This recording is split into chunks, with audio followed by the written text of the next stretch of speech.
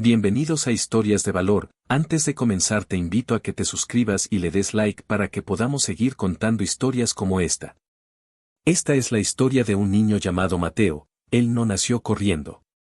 De hecho, no nació ni siquiera caminando. Desde que llegó al mundo, la vida pareció ponerle una zancadilla.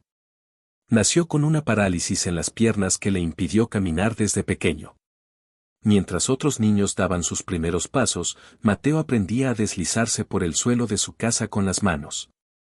Mientras los demás corrían por el patio de la escuela, él observaba desde su silla, a veces sonriendo, otras veces, no tanto.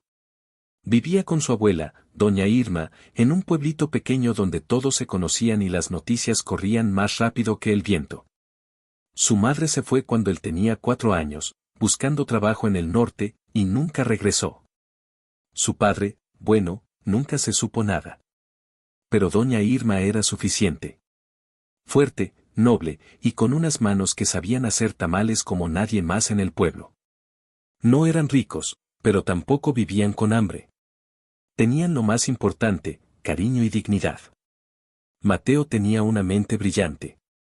Mientras otros niños jugaban con carritos, él desmontaba radios viejos, analizaba circuitos, y a los 8 años ya había armado una pequeña lámpara solar con botellas recicladas y componentes que encontraba en la basura. Soñaba con ser ingeniero. Pero aunque su mente volaba alto, sus piernas no lo acompañaban, y tampoco la sociedad.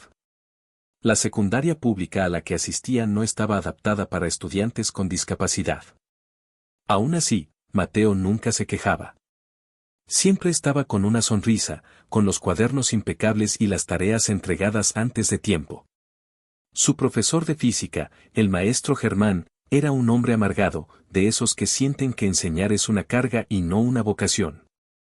Siempre encontraba una manera de minimizar a Mateo, de hacerlo sentir menos. Lo llamaba en tono sarcástico.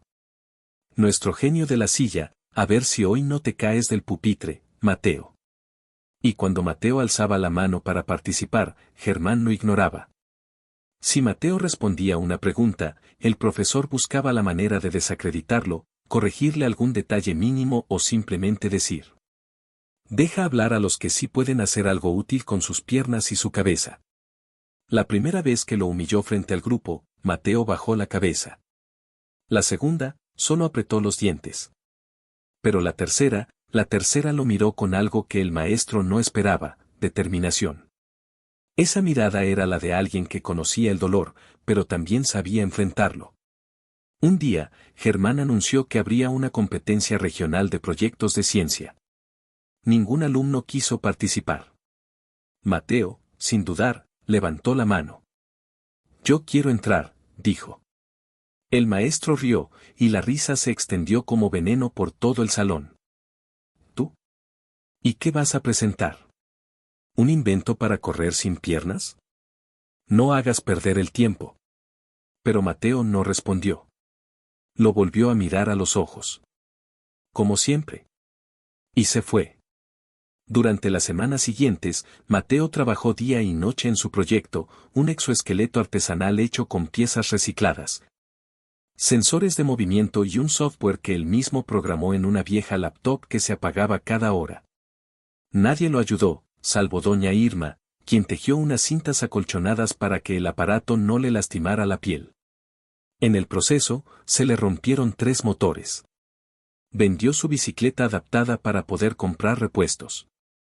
Caminó, sí, caminó en su silla con ruedas, hasta un taller mecánico a las afueras del pueblo, donde un anciano le ayudó a soldar piezas que ya no se fabricaban.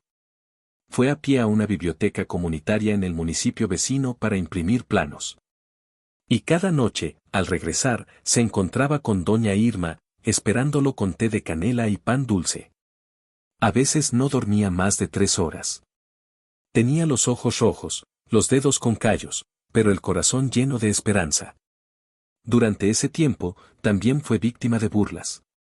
Algunos compañeros difundieron rumores de que Mateo no construiría nada, que solo buscaba lástima. Germán incluso insinuó que quizás Mateo robaba ideas de Internet, porque seguramente no era tan listo como parecía. Pero eso solo le dio más fuerza. El día de la feria de ciencia, llegó al evento en una combi prestada. Nadie esperaba mucho. Muchos incluso creían que ni aparecería. Pero cuando Mateo subió al escenario principal, con su silla adaptada al exoesqueleto, el auditorio entero enmudeció. Se colocó los arneses, activó el sistema, y dio un paso. Un solo paso, tembloroso, lento, pero un paso. El primero de su vida. Luego vino el silencio. Y después, un estallido de aplausos. Algunos lloraban. El jurado se puso de pie. Y entre el público, Germán observaba, mudo, tragando su propio orgullo como una piedra que no sabía cómo digerir. Mateo ganó el primer lugar. Pero más que eso, ganó respeto. En su discurso, no habló de su discapacidad.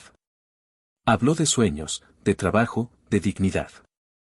Y cerró diciendo: la vida no se mide por los pasos que das, sino por lo que eres capaz de construir, incluso cuando todos esperan que falles. Esa noche, regresó a su pueblo como héroe. Los vecinos lo esperaban con pancartas. Doña Irma lloraba como si su corazón ya no pudiera con tanta emoción. Hubo fiesta en la plaza, los niños querían tomarse fotos con él, y las madres lo abrazaban como si fuera su propio hijo. Días después, universidades comenzaron a escribirle. Incluso una empresa internacional pidió conocer su proyecto. Mateo no cabía de emoción. Pero también tuvo miedo. Miedo de salir del pueblo, de dejar a su abuela, de enfrentarse al mundo sin conocerlo. Doña Irma le tomó las manos y le dijo: ve, mijo. El mundo necesita verte caminar. Y así lo hizo. La ciudad fue otro mundo. Ruido, tráfico, indiferencia. El campus universitario era enorme y poco inclusivo. Tuvo que enfrentarse a rampas mal construidas, aulas sin accesos, y profesores que no sabían cómo tratarlo. Algunos lo veían con lástima, otros con impaciencia. Tuvo que luchar por su lugar. Pasó noches enteras sin dormir entre clases, trabajos y reparaciones a su propio equipo. Fue objeto de burla por otros estudiantes de clase alta que no podían entender cómo alguien con su condición podía estar ahí. Le llamaban el inventor lisiado, y una vez sabotearon su prototipo durante una exposición. Mateo no se quebró. Solo trabajó más. Con el tiempo, se ganó el respeto de todos. Participó en congresos internacionales. Diseñó nuevos modelos de exoesqueletos, más livianos, más económicos. Fundó una ONG que brindaba apoyo y herramientas tecnológicas a personas con discapacidad en zonas marginadas. En una de sus conferencias en el extranjero, fue aplaudido por ministros, científicos y empresarios. Le ofrecieron trabajo en laboratorios de renombre. Pero Mateo tenía otra misión. Años después, Mateo regresó al pueblo. Pero no como estudiante. Regresó para inaugurar una escuela técnica con acceso universal para niños con discapacidad. Una escuela donde, al entrar, había una placa que decía: donde todos tienen el derecho a moverse hacia sus sueños. La escuela llevaba el nombre de su abuela, Centro Educativo Irma Sánchez. Mateo lloró durante la ceremonia. Recordó las noches con té y pan dulce. Recordó cada caída, cada burla, cada mirada de desprecio, y cómo las convirtió en escalones. Y en la ceremonia de inauguración, entre la multitud, estaba Germán. Ya jubilado, con los ojos llenos de lágrimas. Se acercó, temblando. Mateo lo saludó. Le dio la mano. Y le agradeció, porque sin su humillación, quizá nunca habría encendido la chispa de su revolución. Maestro Germán, dijo. Usted me enseñó la lección más dura, pero también la más valiosa.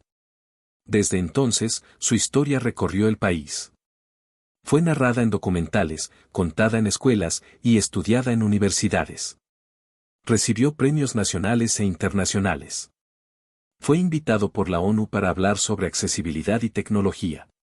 Pero en su pueblo, Mateo siempre será simplemente eso, el niño que una vez caminó por primera vez ante el mundo que le decía que no podía.